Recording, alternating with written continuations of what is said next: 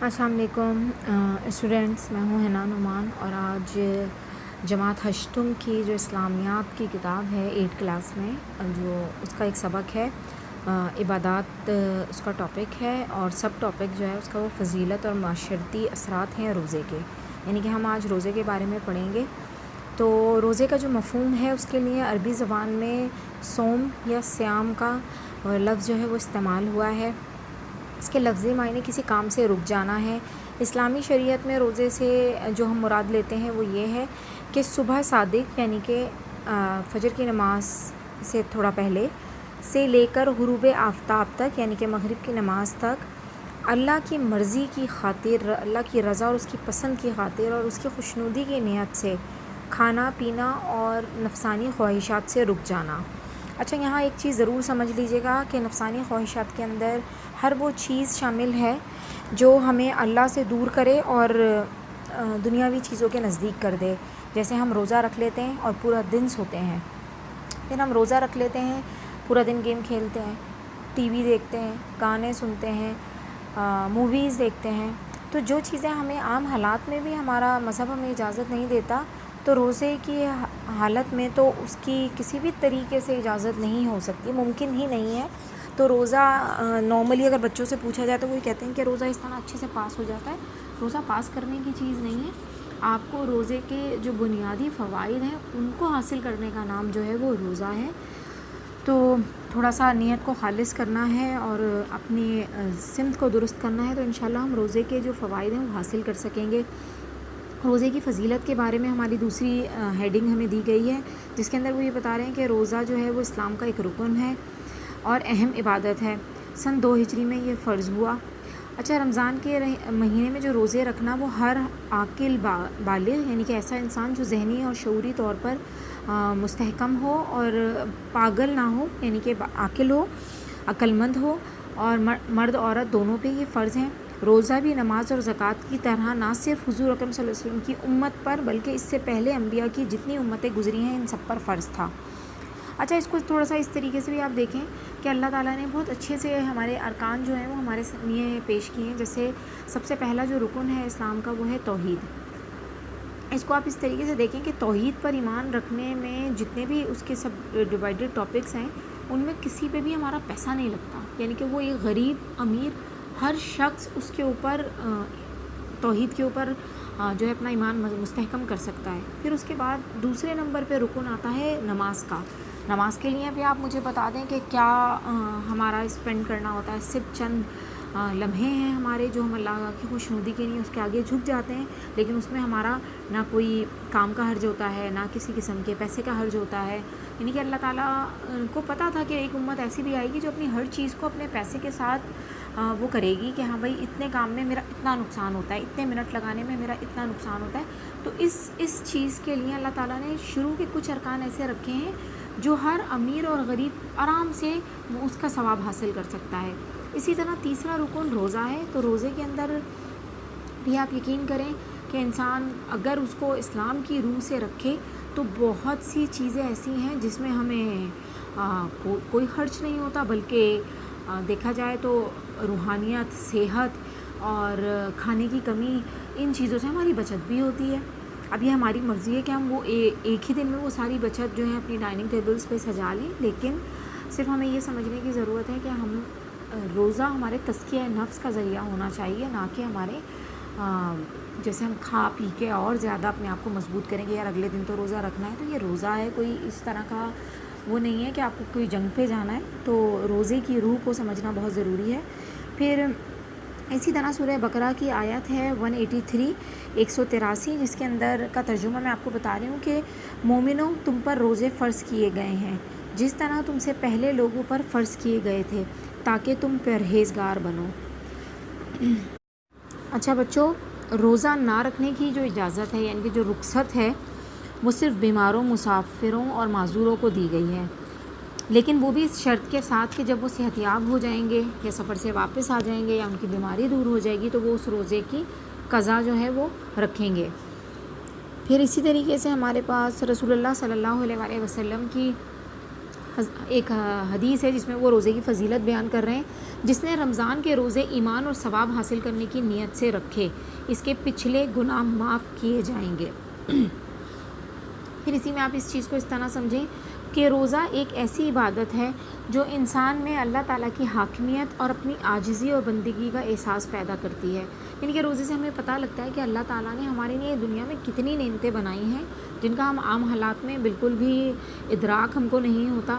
پھر اسی طرح سے یہ بھی بات آتی ہے کہ روزے میں انسان کو یہ احساس بھی ہوتا ہے کہ وہ کھا پی نہیں سکتا، تو غریب جو لوگ ہوتے ہوں گے وہ کیسا اپنا دن گزارتے ہوں گے جن کے پاس کھانے کو کچھ نہیں ہوتا۔ پھر روزے میں انسان تقوی اور پرہیزگاری کی صفت اختیار کرتا ہے۔ اگر روزے کو وہ روزے کی طرح رکھتا ہے تو اس کو روحانی اور جسمانی بہت سے فوائد حاصل ہوتے ہیں۔ پھر روزے کے معاشرتی اثرات یہ ہوتے ہیں کہ روزہ ویسے تو ایک انفرادی عمل ہے، آپ اپنے روزے رکھیں گے، میں اپنے روزے رکھوں گی، لیکن جیسے نماز باجماعت پڑھنے سے اجتماعی عمل بن جاتا ہے، اسی طرح روزے بھی ایک مہینے میں ایک مقرر وقت پہ رکھنے سے وہ بھی ایک اجتماعی عبادت کی شکل اختیار کر لیتا ہے۔ پھر ہم اس کے بڑے اثرات بھی ہوتے ہیں، جیسے تقوی اور پاکیزگی کی فضا کا پیدا ہونا۔ اب اس میں ہوتا کیا ہے کہ ایک تو سارے مسلمان روزے رکھ رہے ہوتے ہیں، سب کو ایک ساتھ بھوک لگتی ہے، سب کو غریبوں کی بھوک کا خیال آتا ہے۔ پھر اسی طریقے سے دوسروں کے لیے اگر جیسے کوئی بات ہو جائے، کوئی جھگڑا ہو جائے، تو سب کو پتہ ہوتا ہے کہ بھائی روزے سے ہیں، تو بہت سے معاشرتی مسائل پیدا ہونے سے پہلے ہی حل ہو جاتے ہیں۔ پھر اسی طریقے سے تقوی اور پاکیزگی کی فضا کا پیدا ہونا۔ اب ہوتا کیا ہے کہ جیسے میں باہر گئی ہوں یا کوئی اور آپ میں سے کوئی باہر گیا ہے، تو آپ روزے سے ہیں تو آپ کو پیاس گرمی دونوں چیزوں کا احساس ہوگا۔ اسی طریقے سے آپ کسی اور غریب کو دیکھیں گے تو آپ سوچیں گے یار یہ بھی روزے سے ہوگا، تو آپ اپنے ساتھ ساتھ اس کے روزے کا احساس کر لیں گے اور شاید آپ اس کی کچھ مدد بھی کر دیں یا آپ اس کو کوئی روزے کے لیے کوئی چیز دے دیں۔ تو ہوتا یہ ہے کہ جب ہم دوسرے کے لیے، جب ہم اس حالت میں ہوتے ہیں نا، تو ہمیں دوسروں کی تکلیف اور ان کی جو بھوک ہے اس کا احساس ہوتا ہے۔ پھر اس میں ایک چیز یہ ہوتا ہے کہ رسول اللہ صلی اللہ علیہ وسلم کی بھی یہی حدیث ہے کہ رمضان کا مہینہ ہمدردی اور غمخواری کا مہینہ ہے۔ ہمدردی یعنی کہ کسی کے درد کو محسوس کرنا، غمخواری کسی کے غم میں اس کے ساتھ شریک ہونا یا اس کے غم کو اپنا غم سمجھنا۔ پھر انسانی مساوات کا عملی مظاہرہ بھی رمضان میں ہوتا ہے۔ اس میں آپ کو یہ کہتے ہیں کہ جو ہے مساوات، یعنی کہ روزہ مساوات کو بہت مضبوط کرتا ہے۔ اس مہینے میں امیر غریب جو ہیں وہ سارے جو ہیں روزے رکھتے ہیں، حاکم و محکوم عام خاص تقریباً ہر مسلمان روزے کی حالت میں ہوتا ہے۔ پھر اس میں کیا ہے کہ سب کے جیسے پیسہ ہے، کھانا بھی موجود ہے، لیکن چونکہ روزے کی حالت ہے تو کھا نہیں سکتے۔ تو ان سب باتوں پر ہم جب غور کرتے ہیں تو ہمیں پتہ لگتا ہے کہ اللہ تعالیٰ نے صرف بھوکا پیاسا رہنے کے لیے روزے نہیں بنائے، اس کی روح کو سمجھ کے اپنے کردار میں اور اپنے اخلاق میں اس سے تبدیلی لانے کا نام جو ہے وہ روزہ ہے۔ پھر اس کے بعد ہمیں سبق کا خلاصہ دیا گیا ہے جس میں ہمیں بتائے گئے ہیں کہ روزے کے معنی رک جانا ہے۔ پھر اسی کے لیے جیسے میں نے آپ کو بتایا روزے سے مراد ہے صبح صادق سے غروب آفتاب تک اللہ کی رضا کی خاطر کھانا پینا اور نفسانی خواہشات سے پرہیز کرنا ہے۔ پھر روزہ اسلام کا ایک رکن ہے، یاد رکھیے گا، تیسرا رکن ہے اور اہم عبادت ہے جس کی بہت اہمیت اور فضیلت ہے۔ اچھا، روزہ امیروں کے دلوں میں غریبوں کے لیے ہمدردی پیدا کرتا ہے، یعنی کہ آپ اس کے معاشرتی مسائل ہمیں درپیش ہیں ان کے تدارک کا بھی ذریعہ بنتا ہے روزہ۔ پھر اب ہم مشق کی طرف آتے ہیں کہ مندرجہ ذیل سوالات کے جوابات دیں۔ روزے کے لیے عربی زبان میں کون سا لفظ استعمال ہوتا ہے؟ عربی زبان میں روزے کے لیے صوم یا صیام کا ورڈ استعمال ہوا ہے۔ ایک روزے کو ہم صوم کہتے ہیں اور زیادہ روزوں کو یعنی کہ روز کی جمع کو ہم صیام کہتے ہیں۔ اچھا، اس کے بعد روزے سے کیا مراد ہے؟ تو روزے سے مراد یہی ہے کہ صبح صادق سے لے کر مغرب کی نماز تک آپ اللہ کی رضا کی خاطر کھانے پینے سے رک جائیں اور اپنی نفسانی خواہشات سے رک جائیں۔ پھر روزہ کس سنہ ہجری میں فرض ہوا؟ تو روزہ 2 ہجری میں فرض ہوا۔ روزہ کن لوگوں پر فرض ہے؟ ہر عاقل بالغ صحت مند مسلمان مرد اور عورت پر روزہ فرض ہے۔ پھر اسی طریقے سے خالی جگہیں پر کریں، سوال نمبر 2 ہے ہمارے پاس۔ مومنوں تم پر روزے فرض کیے گئے ہیں جس طرح تم سے پہلے لوگوں پر فرض کیے گئے تھے تاکہ تم ڈیش بنو۔ تو اس کے اندر ہم نے جو ورڈ پڑھا تھا وہ یہی تھا کہ پرہیزگار بنو یا متقی بنو۔ پھر اسی طریقے سے دوسرے نمبر پر ہے روزہ ہر عاقل و ڈیش مسلمان مرد اور عورت پر فرض ہے. تو روزہ ہر عاقل و بالغ مسلمان مرد اور عورت پر فرض ہے. رسول اللہ صلی اللہ علیہ وآلہ وسلم کا ارشاد ہے رمضان کا مہینہ ڈیش و غمخوری کا مہینہ ہے. تو رمضان کا مہینہ ہمدردی و غمخوری کا مہینہ ہے. روزہ سن ڈیش ہجری میں فرض ہوا، 2 ہجری میں فرض ہوا. روزہ انسان میں ڈیش یعنی اپنے آپ پر قابو پانے کی صلاحیت پیدا کرتا ہے. روزہ انسان میں ضبط نفس پیدا کرتا ہے. پھر صحیح جواب پر ٹک کا نشان لگائیں. تو سن 2 ہجری میں فرض ہوا ہے نماز، روزہ، زکوٰۃ یا حج. تو ہم یہاں پہ روزہ لیں گے. روزہ فرض ہے ہر انسان پر، مردوں پر، عورتوں پر، ہر بالغ عاقل مسلمان مرد اور عورت پر. تو اس کا جواب دال ہوگا. ہر عاقل بالغ مسلمان مرد اور عورت پر روزہ فرض ہے.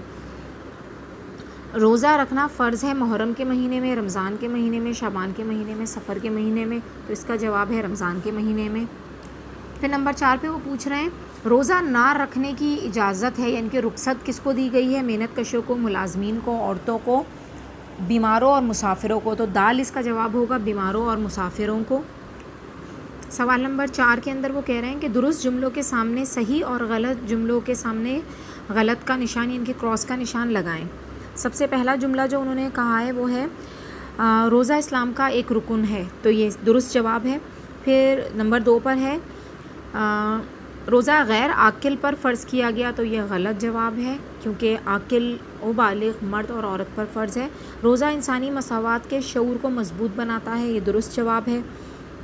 روزے رجب کے مہینے میں فرض کیے گئے. یہ غلط جواب ہے. روزہ انسان میں اللہ تعالیٰ کی حاکمیت اور اپنی عاجزی و بندگی کا احساس پیدا کرتا ہے. یہ درست جواب ہے. سوال نمبر 5 کی طرف ہم آتے ہیں.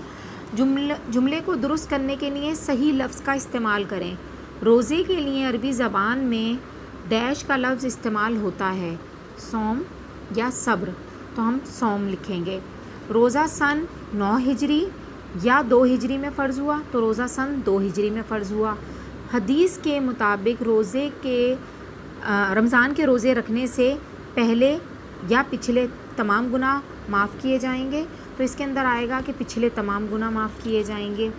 پھر روزے کا وقت جو ہمارے پاس آتا ہے یہ کہہ رہے ہیں کہ صبح صادق ہے یا طلوع آفتاب سے لے کر غروب آفتاب تک ہوتا ہے.